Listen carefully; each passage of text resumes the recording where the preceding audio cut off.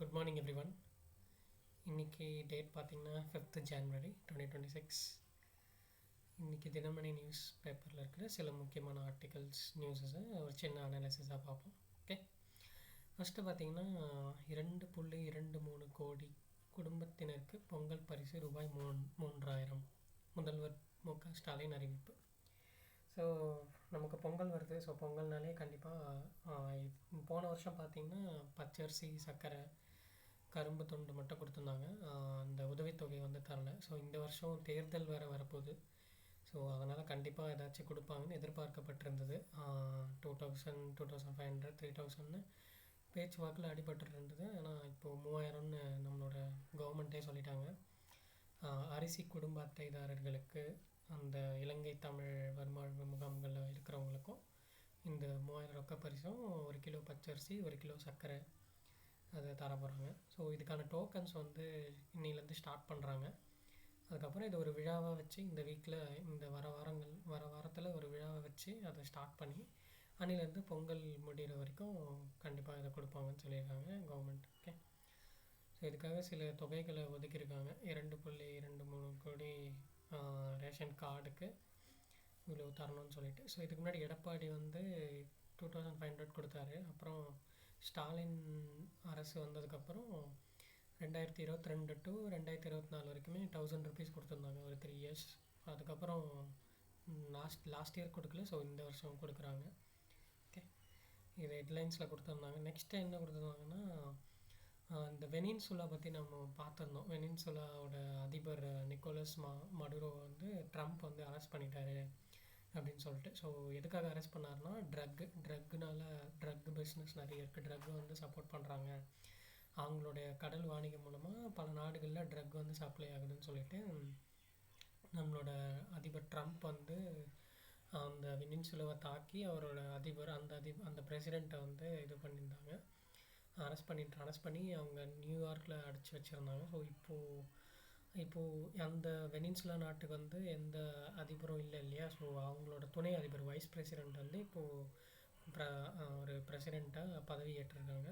Okay, அவங்க பேர் வந்து பார்த்திங்கன்னா Delsy Rodrigues. Okay, Delsy Rodrigues. இதை ஒரு நியூஸாக தெரிஞ்சுக்கலாம்.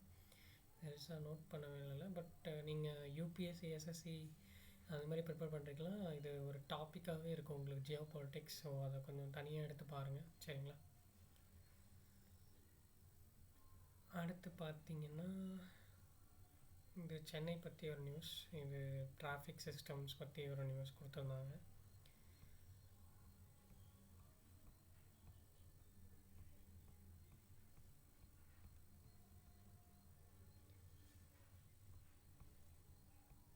நீங்கள் ஆர்டிக்கலும் பெருசாக இம்பார்ட்டண்ட்டாக இல்லை. ஸோ நார்மலான ஒரு ஆர்டிக்கல் தான். அந்த வெனின்சுலா நியூஸ் தான் இங்கே கொடுத்துருந்தாங்க. லைக் ட்ரம்ப் என்ன பண்ணார், வெனின்சுலா கிட்ட என்ன ரிசோர்ஸஸ் இருக்குது. ஸோ அவங்ககிட்ட பார்த்திங்கன்னா ஆக்சுவலாக கச்சா எண்ணெய், நிறைய ஆயில் ரிசோர்ஸஸ் நிறைய இருக்குது வெனின்சுலா கிட்ட. அதை கொடுத்துருந்தாங்க. இந்த ஒரு ஆர்டிக்கல்லே வந்து இலவசங்களை பற்றி கொடுத்துருந்தாங்க. ஸோ அரசு கடன் நமக்கு இலவசங்கள் நிறைய கொடுக்கறதுனால கடன் வந்து ஏறிட்டே போகிறத பற்றி பேசியிருந்தாங்க. ஓகே, ஒரு வாட்டி ரீட் பண்ணி பாருங்கள், சரிங்களா. நேற்று அமித்ஷா வந்திருந்தாப்புல. ஃபஸ்ட்டு நேற்று புதுக்கோட்டை வந்து அவங்களோட பிஜேபியோட இதுவில் கலந்துக்கிட்டு, நெக்ஸ்ட்டு இன்றைக்கும் தமிழ்நாட்டில் சில ஃபங்க்ஷன்ஸில் கலந்துக்கிட்டு இன்றைக்கி டெல்லி போகிறாரு. ஸோ அதை கொடுத்துருந்தாங்க.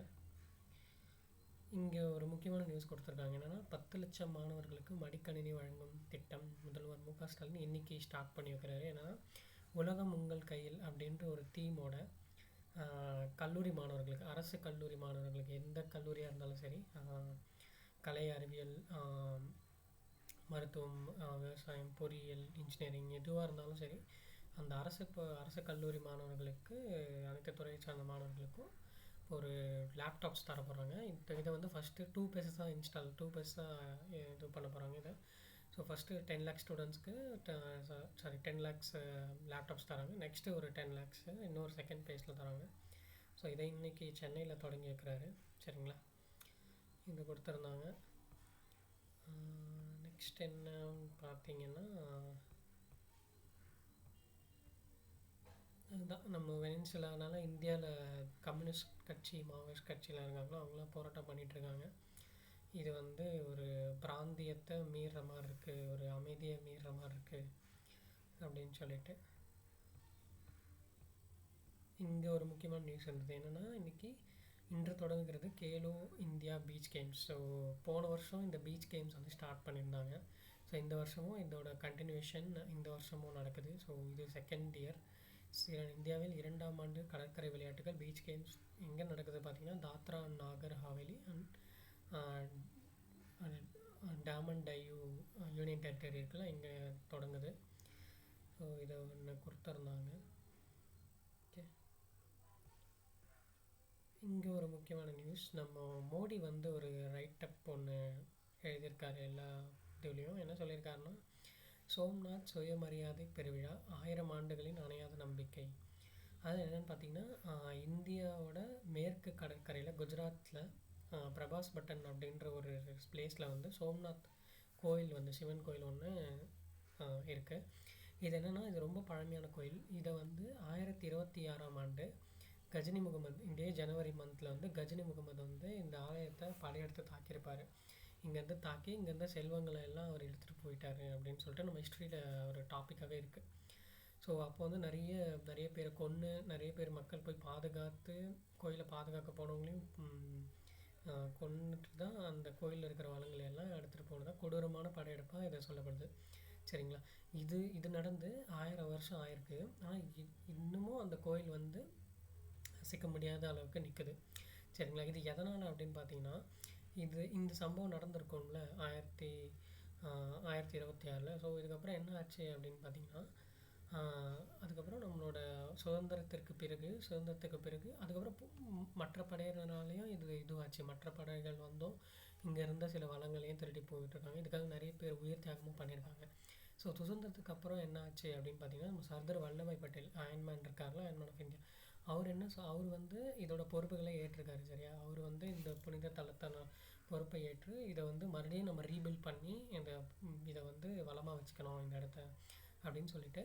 ஸோ இதை வந்து பார்த்துட்டு போயிட்டு தீபாவளி நேரத்தில் 1947 தீபாவளி நேரத்தில் அங்கே வந்து இதை பார்த்துட்டு இதை நம்ம எப்படியாச்சும் இது பண்ணி ஒரு புதுப்பிச்சு மக்களுக்கு இதை ஓப்பன் பண்ணணும் சொல்லி 1951ஆம் ஆண்டு மே 11 வந்து இதை புதுப்பிச்சு நம்மளோட ராஜேந்திர பிரசாத்தும் அப்போது பிரசிடெண்ட்டாக இருந்திருப்பார். அவர் தான் திறந்து வச்சுருப்பார். சரிங்களா, ஸோ இதோட சில நேம்ஸ்லாம் கொடுத்துருக்காங்க, இதை கொஞ்சம் நோட் பண்ணிக்கோங்க. சர்தார் வல்லபாய் பட்டேலுக்கு உறுதியுடன் ஆதரவு கொடுத்த கேஎம் முன்ஷி முயற்சிகளை நினைவு கூறாமல் சோம்நாத்தை பற்றி எதுவும் எந்த தகவலும் முழுமையடையாது. ஸோ முன்ஷின்றவரும் அவரும் சர்தார் வல்லபாய் பட்டேலுக்கு ஒரு இதுவாக இருந்திருக்காரு, ஒரு உறுதுணையாக இருந்திருக்காரு இதை கட்டி எழுப்புறதுல, ரீபில்ட் பண்ணுறதுல. சரிங்களா, ஸோ ஒரு சின்ன ஒரு ஆர்டிக்கலை கொடுத்துருந்தாங்க, சும்மா ரீட் பண்ணி பாருங்கள். சில முக்கியமான பாயிண்ட்ஸ், யார் வந்து படையெடுத்தா, எப்போது, அந்த டேட்ஸ் மட்டும் சும்மா பார்த்து வச்சுக்கோங்க. சரிங்களா, வேறு இன்றைக்கி பெரிய நியூஸஸ் எதுவும் இல்லை. சரிங்களா, நாளைக்கு மீட் பண்ணலாம். தேங்க்யூ.